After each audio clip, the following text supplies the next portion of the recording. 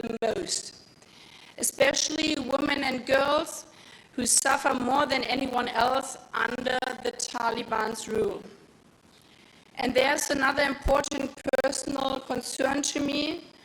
Afghans who have worked for German institutions or committed themselves to the democratic cause and human rights deserve our protection.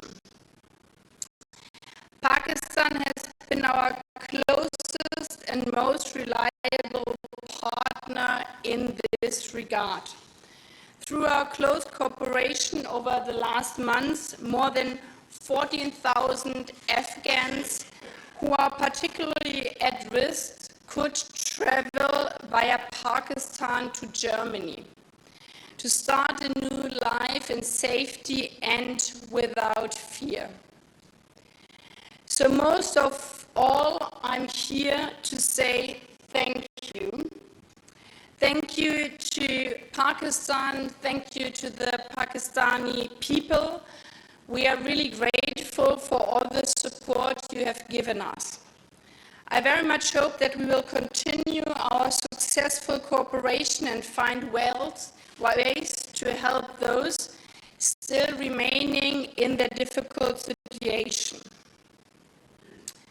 These past months have shown how much we can achieve when we work together, and I hope we can apply this to other areas and deepen and strengthen our bilateral relations.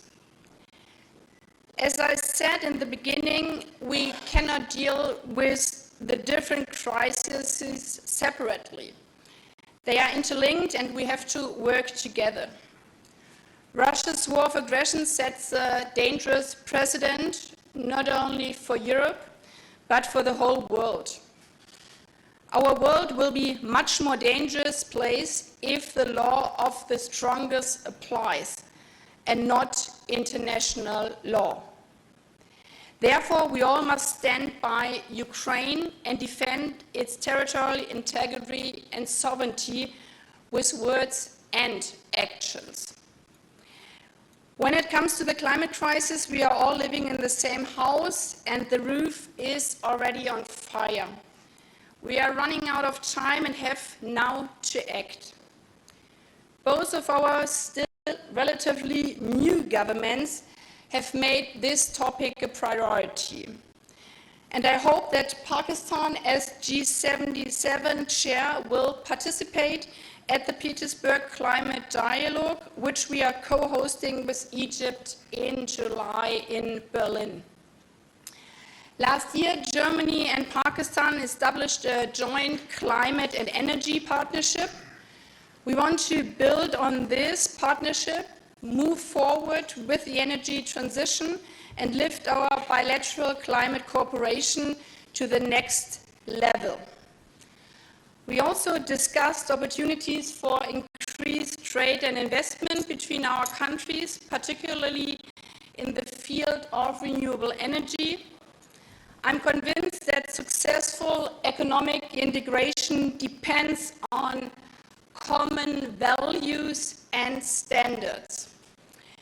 That is why, with regard to EU trade preferences, full implementation of human rights commitments is crucial.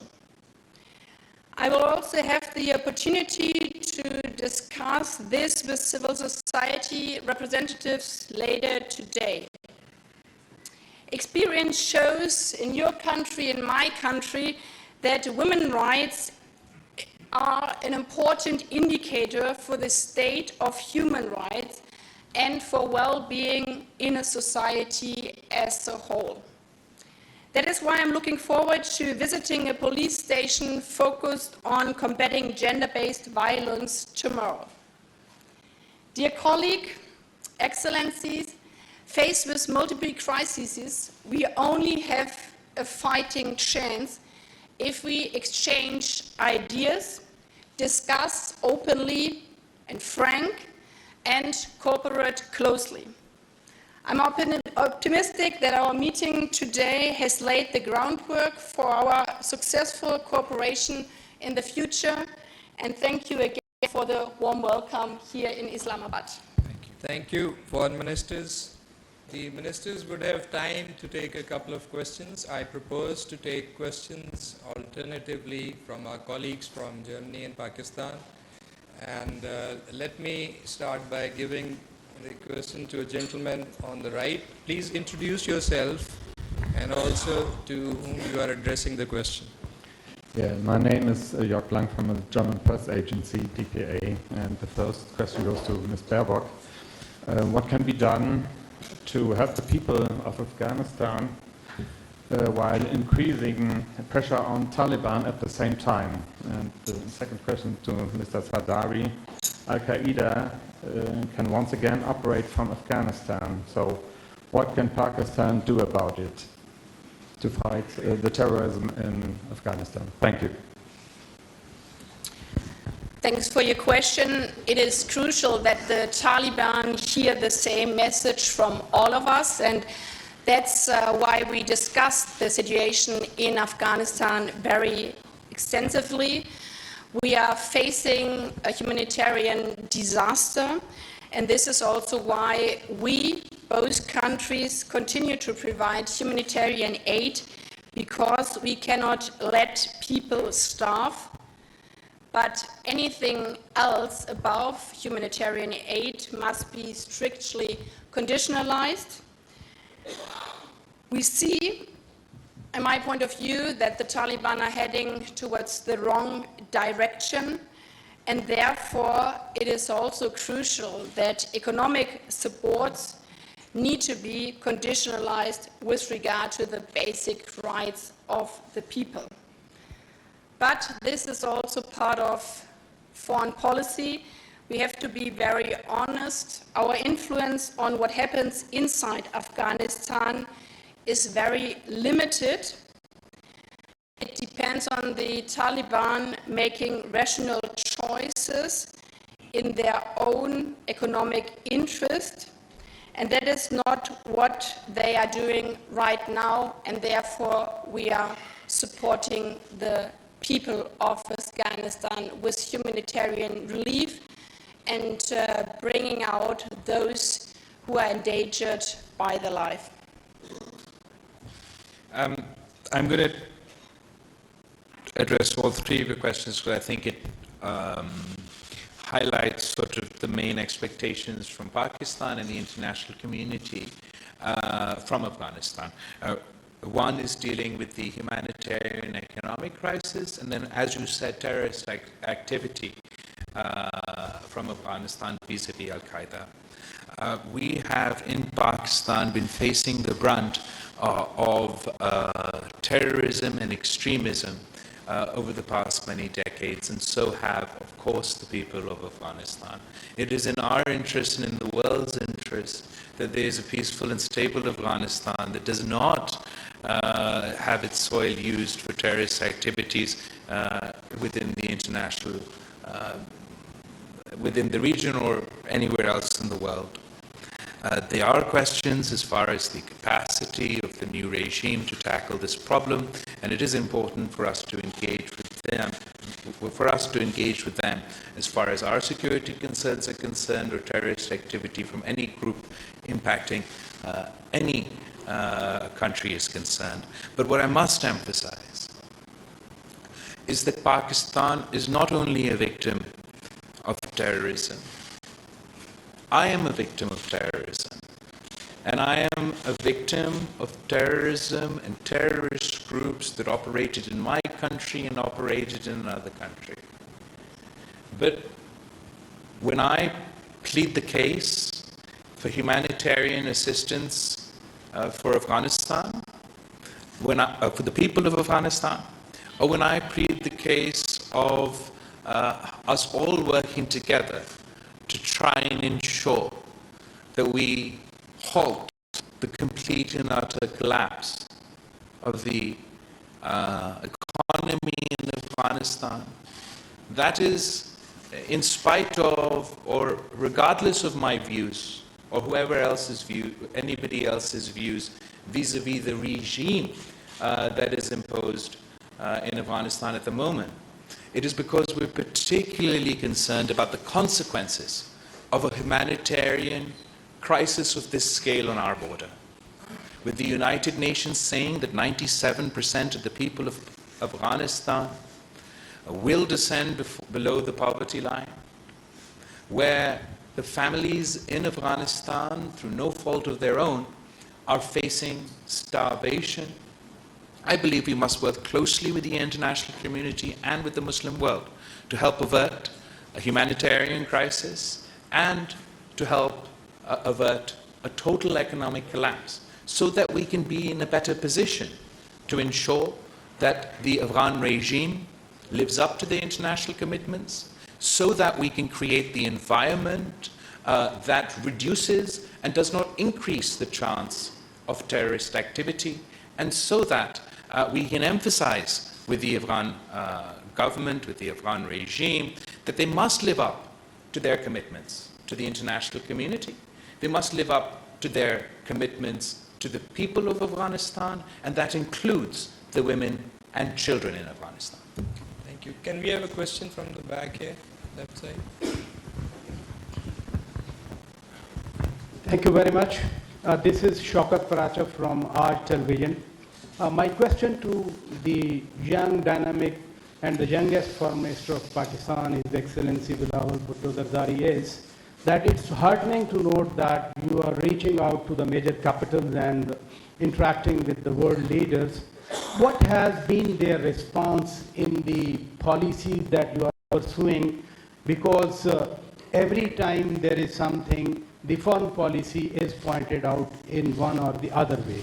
And Honorable Foreign Minister of Germany, thank you very much for coming over. We are so excited that our director, one official, is wearing a dupatta containing the German flag. Right now, she's sitting over there. My question to you is, you repeatedly talked about the international law vis-a-vis Ukraine, but what is the applicability of the international law, humanitarian principles, in case of Kashmir? Why the global powers are silent? Why there is no, voice about the rising Islamophobia in India, as you have seen the recent outrage in the entire Muslim world about the comments, whatever they have been made by the spokesperson of the ruling party? Why the word is silent? Thank you. Should I start with your... I'll start with your first question. Shukriya Paracha Sahab, thank you very much. I've only been in the this office for a little bit over a month now, but our priority in 3 words is engagement, engagement, engagement. We feel that if you don't talk with the world, if you don't engage the world, you can't put across Pakistan's view, you can't convince them, their societies, there's leaders, their parliamentarians, their civil society. If Pakistan refuses to engage the world, then we must forget about being able to convince the world and achieve our objectives on a foreign policy front. Other than that, my priority is to focus on economic relations. We're working towards a pivot in Pakistan's diplomacy, towards economic diplomacy. We're encouraging a reset of our relationship with countries across the board, given the transition in government, and we're focusing on a more nuanced foreign policy, but our emphasis is trade over aid. Our emphasis is enhancing economic cooperation. As I mentioned earlier today, Germany and Pakistan's economic bilateral relations are great, but we want to get more out of our relationships. And the major priority for me as Foreign Minister of Pakistan is how can I ease the economic difficulties of my people. And on the main agendas on our list on that front is the FATF restrictions, the FATF restrictions that are causing a drag, an unnecessary drag on the Pakistani economy in difficult times, the GSP plus status that Pakistan had won with Europe in previous governments. We're very keen to see that status is extended, and the Pakistani businesses in Pakistan, the Pakistani economy can benefit from these from this opportunity. So these are my priorities, and as far as the India question is concerned, I'll allow Foreign Minister to respond. Thanks for your kind words, and thanks for the question.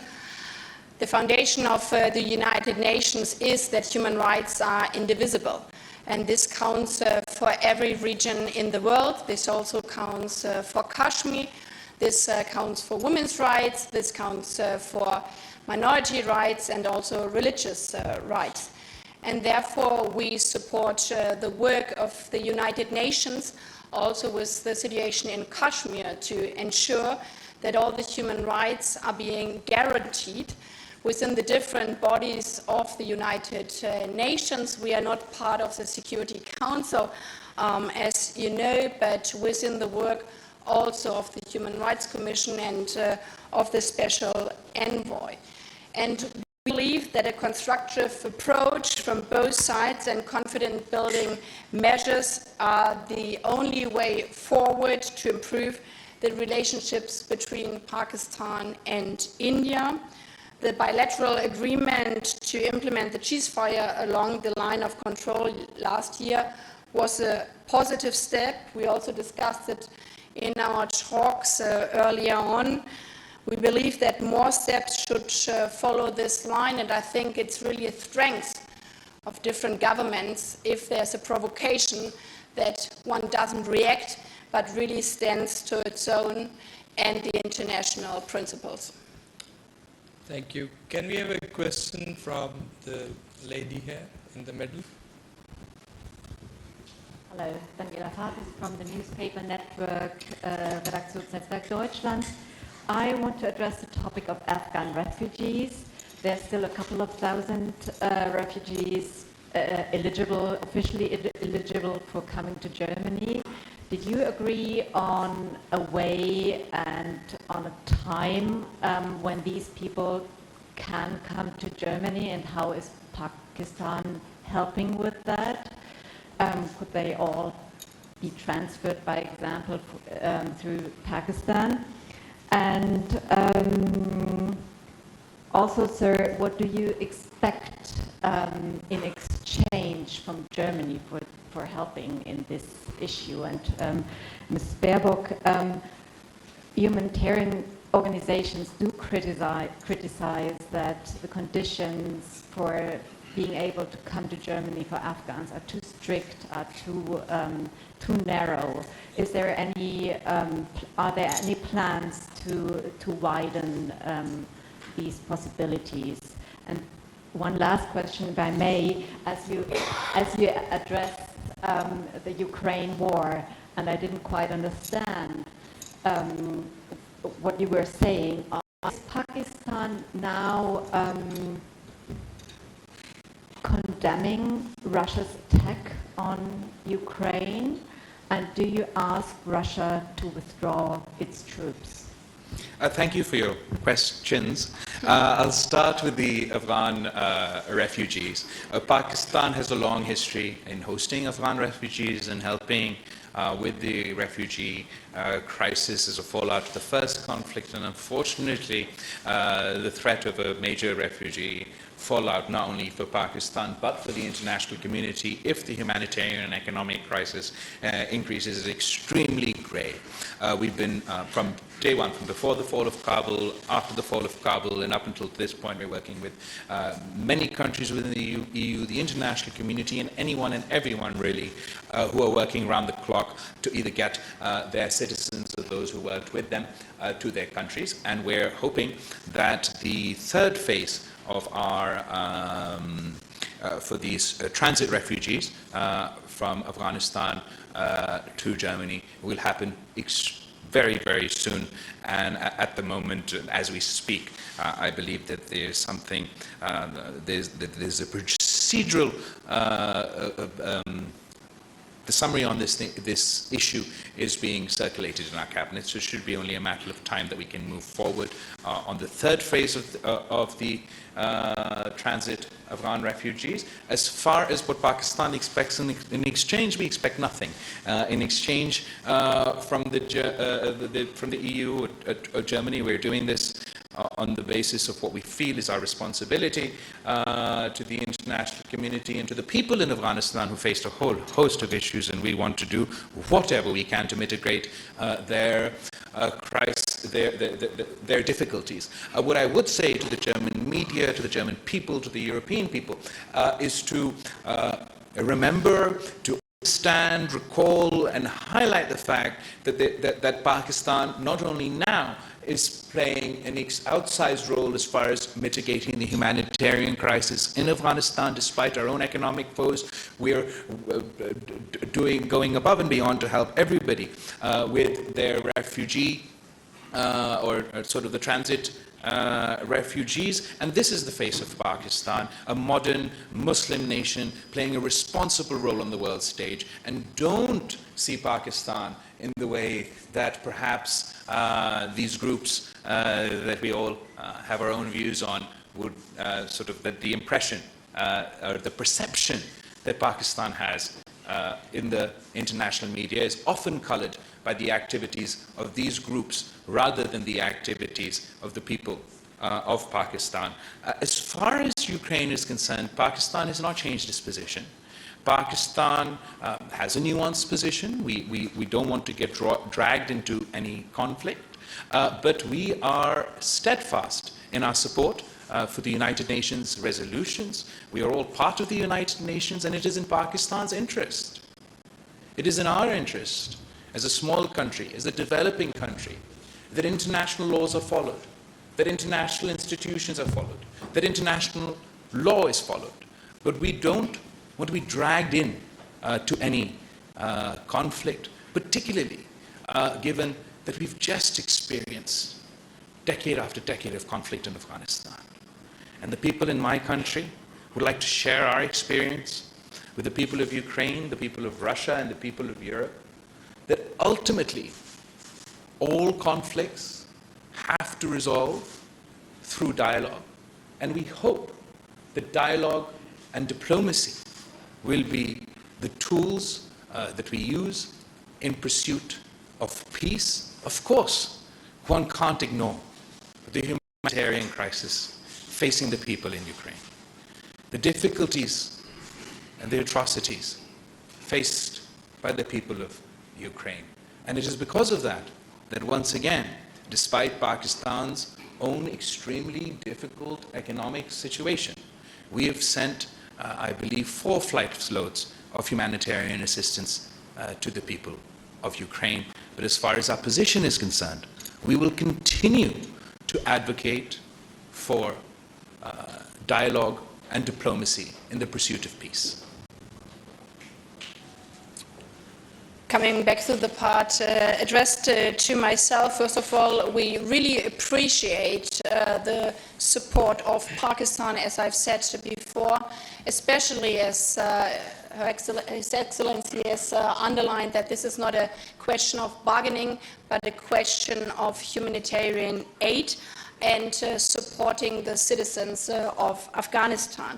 We have had a very good discussion today, and we received very positive signals that we can continue successfully with the cooperation we have had in the past. We had also restructured, as your question was addressed, we restructured our system, how we will make the transition time in Pakistan, but also in other countries, shorter to ensure that Afghans will not stay in Pakistan longer than necessary. This is also a question of digitalized visas, and we organized everything that people can swiftly travel to Germany. So far, not a single person from our list transitioning through Pakistan failed to travel on to Germany, and we are continuing on this path. And as you have mentioned, NGOs. This was also a reason why a couple of NGOs joined me on my travel here to see how we can work closely together. This is also something new in the work of the Foreign Ministry together with Interior Ministry of Germany, that we have a very close relation with NGOs to help also on practical matters to enable to bring out not only the people most in danger who have worked for German institutions or who have faced, especially women and journalists and human rights defenders, with threats by their lives, to not only bring out them but also their family members in an unbureaucratic way. Thank you. I think the ministers have responded at length to questions. Maybe one last question from the back, Mr. Haider.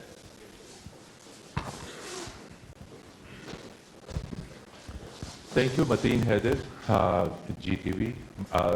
Question to Foreign Minister Bilawal Bhutto Zardari. You said that it's a time to pursue diplomacy and to resolve conflicts through peaceful means. So the first question is in the context of regional peace. And you have said you have more than 1 month in power and taking so many initiatives, economic and other. Are you taking any initiative to resolve Jammu and Kashmir issue, and any hope for the resumption of dialogue with India so that these all issues could be addressed through dialogue and talks? And beyond writing letters to different international organizations on rising Islamophobia in India, what other steps could be taken to bring India under pressure to stop these things? And to German Honorable Foreign Minister, of course, you might have sought Pakistan's support on Ukraine. Pakistan has no other options to go for economic cooperation with Russia and with China. Would you propose and suggest what are the other alternate means of getting economic cooperation, energy, trade, and these all things? When Pakistan gets closer to Russia and China, of course, this is not acceptable to the Western community. So Pakistan doesn't have any other options. So on this front, how Germany, being an economic part of Europe, could assist and cooperate with Pakistan? Thank you so much. Thank you for all your questions. I'm going to start from the end and go back. Pakistan wants to engage with the entire world. We are neighbors with China. We have a long-standing relationship with them. Lekin jaise aapko pata hai, you must know that Pakistan has played a very unique role within the context of China and international cooperation. In fact, Pakistan's role in establishing diplomatic relations between China and the United States is now part of history. We played a very important role in increasing cooperation, increasing engagement, and in fact establishing those diplomatic relations. So today I see Pakistan's role as not trying to aggravate any regional conflict or any conflict at all. We want to continue our engagement, but also play that role as a bridge. And from our perspective, from our national security interest, from our security interest, from our country's perspective, from the interest of our region, it serves all our interests. It serves the interests of Pakistan, it serves the interest of everyone in our neighborhood. That instead of increasing conflicts, moving towards more of a new Cold War order, that we could engage in dialogue, in diplomacy, in the pursuit of dispute resolution, decreasing conflict rather than increasing conflict. As far as Kashmir is concerned, as you said, I've only been in this job for a month now, but I don't believe there's been a single meeting where the issue faced Kashmiri brothers and sisters have not been addressed. Whether it is at the United Nations, and I'm speaking within the context of food insecurity, whether at Davos, whether in China, whether standing next to Secretary Blinken, or the various foreign ministers that we've managed to engage with, or in indeed today with the Honorable Foreign Minister of Germany, we have consistently and persistently advocated for the resolution of the issues faced by the Kashmiri people, and with a particular emphasis on the fact that the situation has deteriorated. The space for practical peace and dialogue has deteriorated, not by an action of Pakistan, not by from our side, but by unilateral provocative actions from the Indian side. Whether you talk about the August 2019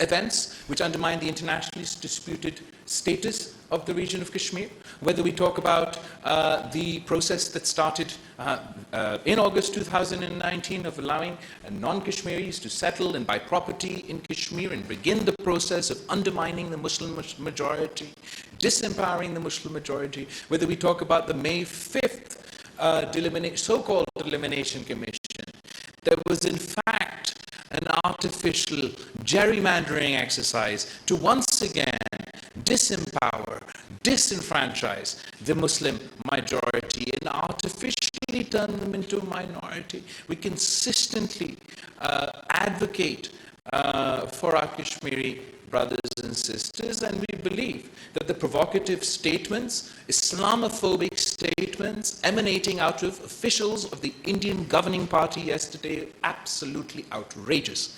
And this is an action that is condemnable, not only by the Muslims of India, not only by the Muslims of Pakistan, not only by the Muslims of Kashmir, but the Muslims all over the world.